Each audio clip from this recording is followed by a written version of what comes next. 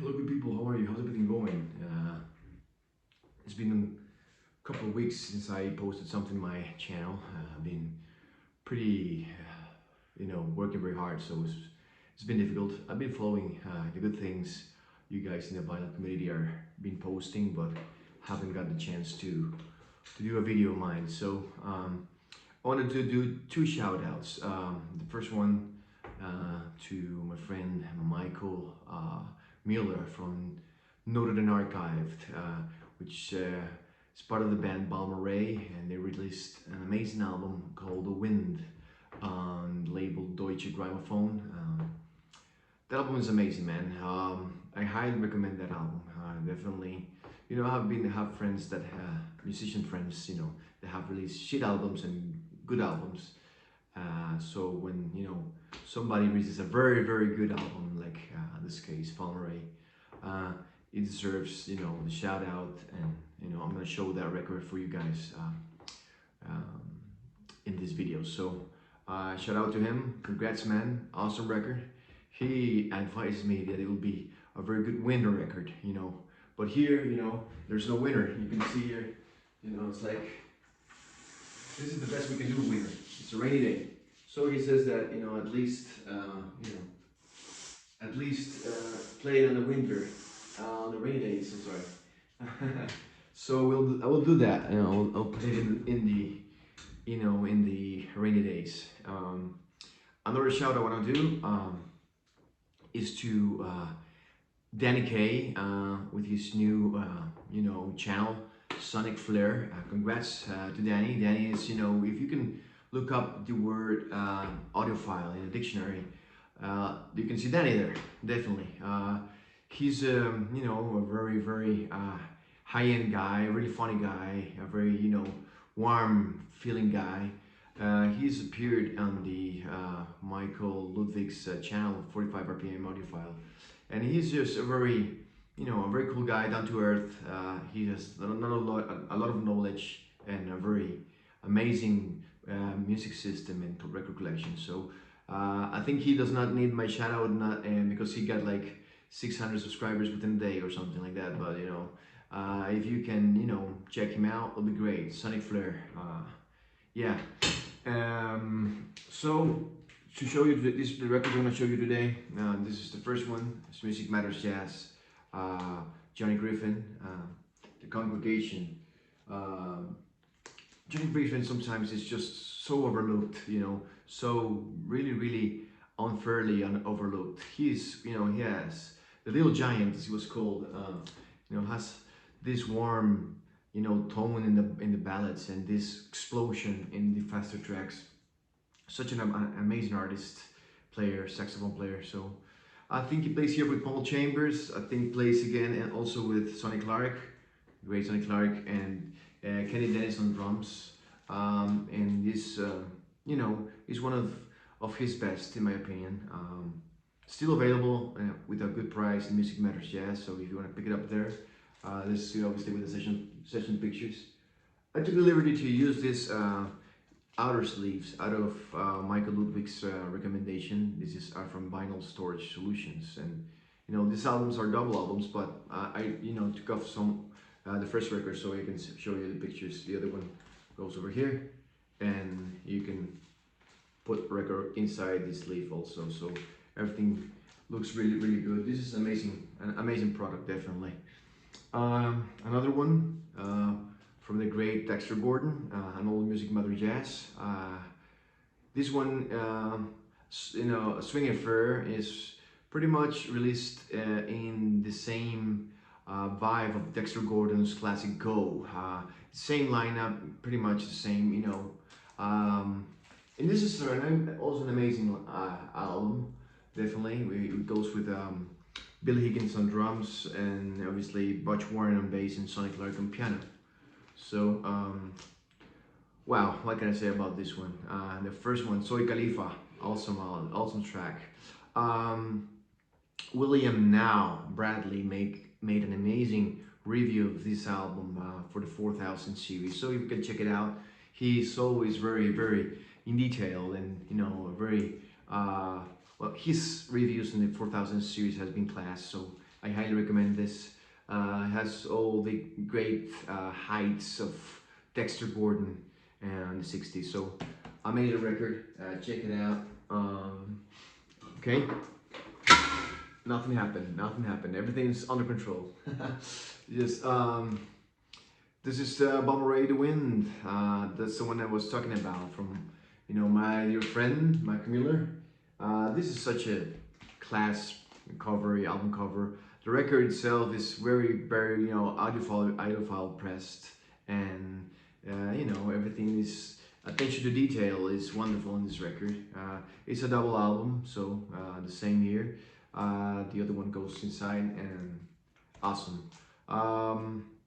What can I say about this one? It's just a new classical maybe style, really laid down with a great arrangements. This one can lift your spirit right away. You can put it on and you can feel you are transported to a better place, definitely. So check it out. Wonderful music, wonderful artists. Great. Another Blue Note here. Back again with Evolution. Graham Walker III. This one also has a very, very, very good review in the 4000 series. Great review. And yeah, all you guys know the Graham Core was a trombone player, one of the best in my opinion. And he plays here with Lee Morgan, Jackie McLean, which he was like his ideal partner in crime, Bobby Hutcherson, Bob Crenshaw, and Tony Williams. Bobby Hutcherson also does these textures that are just so fundamental and instrumental in Blue Note records in this type, of music. This was, more like freer side. It was not the hard bop, but it was like when they started to think they could push the boundaries a little bit more. So this definitely is one of the highlights of the Blue Note catalog. And even the cover itself, look, it's just such a wonderful cover. There's the inside. There's the his trombone with the Graham Encore III, in it, and there's the other guys there. Wonderful. Highly recommended. Well, let's switch a little bit to Impulse. I was missing this one from my Impulse collection.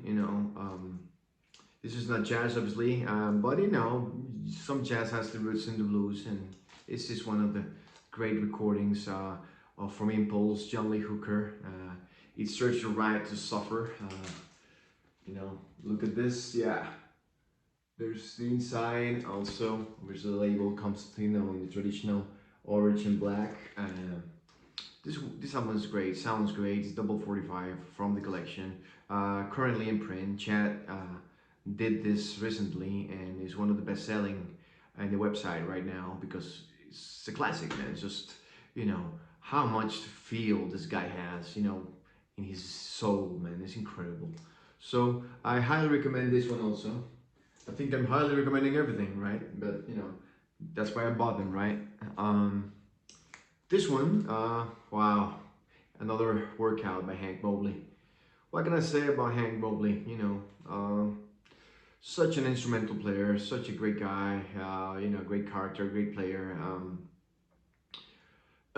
He was sometimes mistreated a little bit within the giants of the tenor sax, which I think he is, and this one is just amazing. This was released,